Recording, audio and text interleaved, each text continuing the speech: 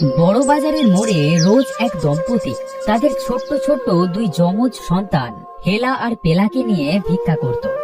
রোজ কাম মতো আজও তারা এক জায়গায় বসে ভিক্ষা করতে লাগলো।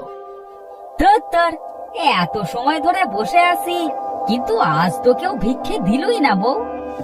কি আর করবে, লোকে ভিক্ষে দিলে দেবে, না দিলে না দেবে। আমরা তো আর তাদের থেকে জোর করতে পারি না। না, এভাবে তো আর চলবে না।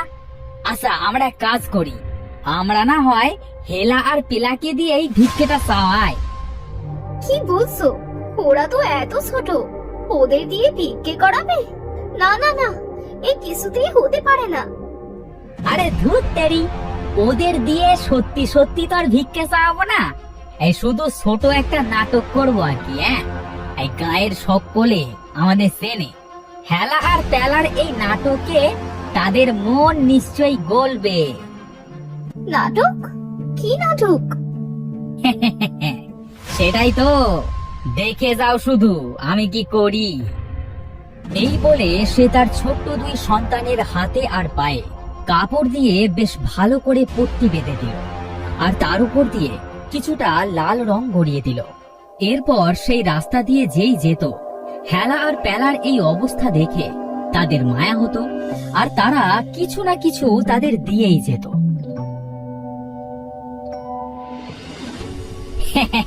দেখেছো কিন্তু, দেখেছো আজ গুনে গুনে 32 টাকা উঠেছে। এই দিয়ে আমাদের আগামী 3 দিনের খাওয়া ঠিক চলে যাবে। এটা তো বেশ ভালো হলো। আমরা স্যার এক সপ্তাহও করতে পারলাম না, আজ একদিনেই তা হয়ে গেল।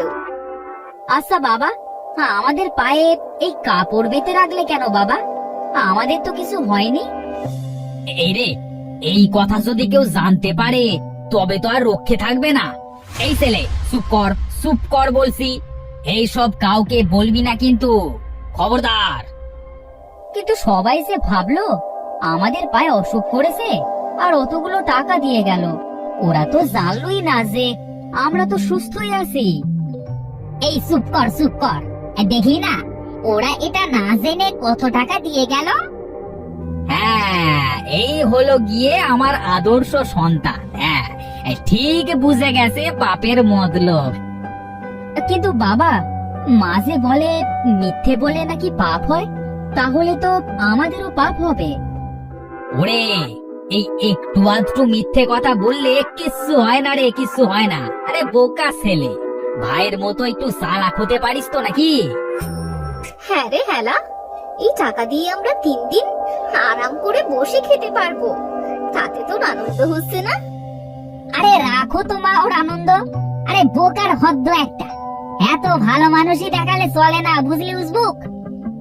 লোক ঠকিয়ে খাওয়াচ্ছে, না খেয়ে থাকাই ভালো, বুঝলি? এই চুপ কর তোরা এখন, আর খবরদার বলছি, এই সব কথা যেন কেউ না জানে, তবে তোদের একদিন কি আমার একদিন। আচ্ছা বেশ, কি আর করব তোমার কথা না শুনে। ঠিক আছে বাবা। এইভাবে রোজ জামাই বউ মিলে বেশ নাটক করে দিন কাটাতে শুরু করলো। আজ এর পা ভাঙা, তো কাল ওর হাত ভাঙার অভিনয় যখন আস্তে আস্তে ধরা পড়তো, তখনই পুরো পরিবার মিলে অন্য গায়ে চম্পট দিত। একদিন ওরা এক নতুন গায়ের সন্ধান করতে করতে ওরা এক পাহাড়ের গা বেয়ে চড়তে শুরু করলো।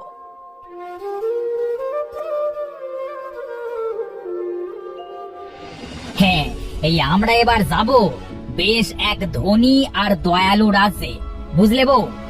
শুনেছি সেখানে সকলের খুব দয়া মায়া, কারো কষ্ট কেউ সহ্য করতে পারে না, বুঝলে? তবে এবার বেশ ভালোই লাভ হবে। আমরা যে লোক ঠকাই সেটা কেউ বুঝতেও পারবে না। ভালো লোকের এই হলো জ্বালা, বুঝলে? তাদের সহজেই যে কেউ বোকা বানাতে পারে, আর চালাকরা সব সময় সবার থেকে এগিয়ে যায় সকলের চোখে ধুলো দিয়ে। তাই এবার কাকে অসুস্থ বানাবে? ভাবছি এবার আমি আর তুমি অসুস্থ হব। আমি অন্ধ হব আর তুমি হবে খোঁড়া। আর ছোট বাচ্চা ছেলে দুটোর অসহায় মুখের দিকে তাকিয়ে কতজনে যে কত পয়সা দেবে তা ভাবতেই আনন্দে লাফাতে মন চাইছে। লাফাও লাফাও, কে না করেছে। আমাদের দুঃখের দিন শেষ হয়ে এবার সুখের দিন এসেছে। আহা কি আনন্দ আজি লাগিছে আমার, আহা কি আনন্দ। ও মা গো, ও বাবা গো, পড়ে গেলাম, বাঁচাও, কি আছো, বাঁচাও, ও গিন্নি, গিন্নি বাঁচাও, পড়ে গেলাম। হে কি, তুমি পড়ে গেলে কিভাবে? এই হেলা, বেলা, টান টান, তাড়াতাড়ি টেনে তোর বাবাকে তোল।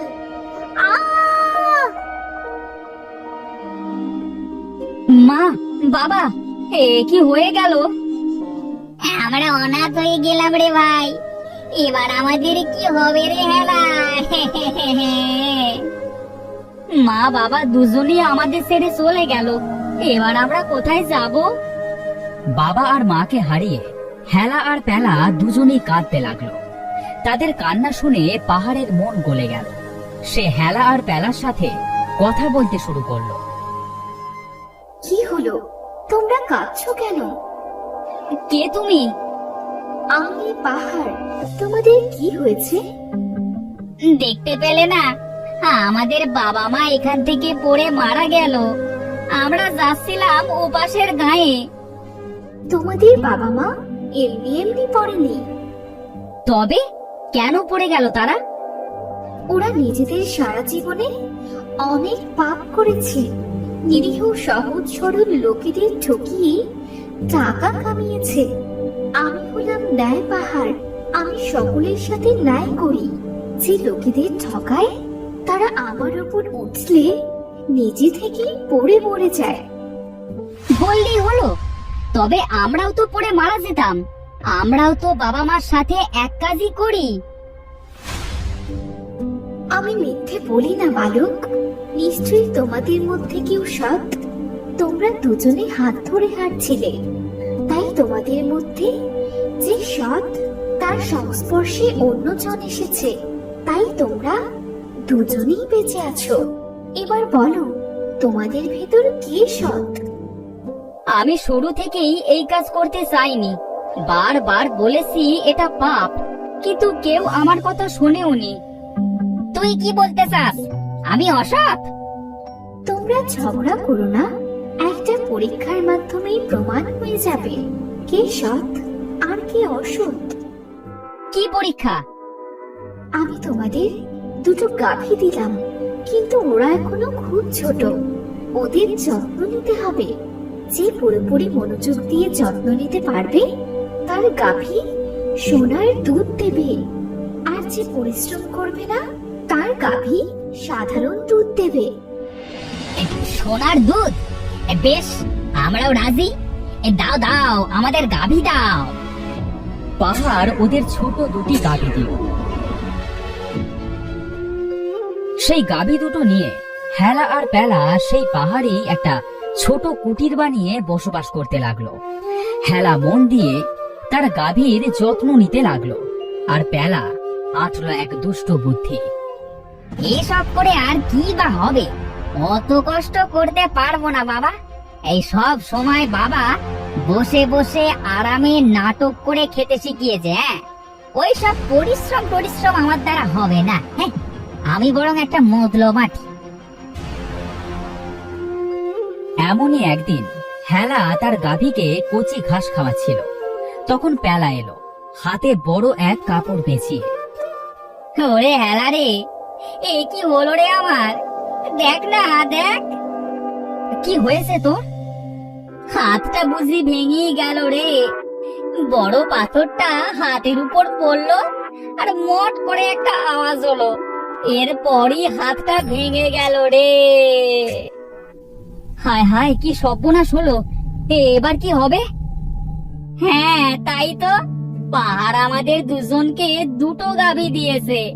ভেবেছিলাম দুজনে পরিশ্রম করে দুটো গাভীকে দিয়ে সোনার দুধ দোয়াবো, কিন্তু এবার আমি পরিশ্রম করব কিভাবে রে হেলা?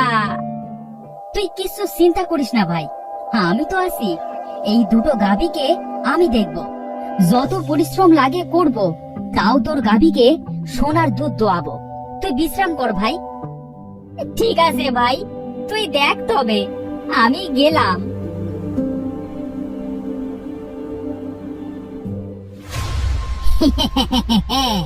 এই বুদ্ধটাকে বেশ বোকা বানালাম, হ্যাঁ? এবার বেশ আরামে দিন কাটবে পায়ের উপর পা তুলে। অন্যদিকে আমার গাভীও সোনার দুধ দিল বলে। যাই যাই একটু ঘুমিয়ে নি। হেলা অকাট পরিশ্রম করতে লাগলো। একদিন হেলার গাভী সোনার দুধ দিলেও প্যালার গাভী দিল সাধারণ দুধ। প্যালা, এই প্যালা, দেখে যা, আমার গাভী সোনার দুধ দিয়েছে। এই কই কই দেখি। ও মা, তাই তো। এই দেখ দেখ, আমারটাও নিশ্চয়ই সোনার দুধ দিচ্ছে। এ কি, তোর গাভী তো সাদা দুধ দিচ্ছে রে প্যালা। এটা নিশ্চয়ই তোর কাজ। আমায় হিংসে করে নিজের গাভীকে যত্ন করেছিস, আর আমারটাকে নিশ্চয়ই হেলাফেলা করেছিস, তাই তো এমন হলো। না রে ভাই, আমি তো রোজ তোর সামনে ওদের কত যত্ন করেছি, তুই তো সব দেখেছিস। ওদের কথা বলবার মাঝে পাহাড় আবার কথা বলে উঠল। হেলা সত্য বলছে বেলা, আমি সব দেখেছি।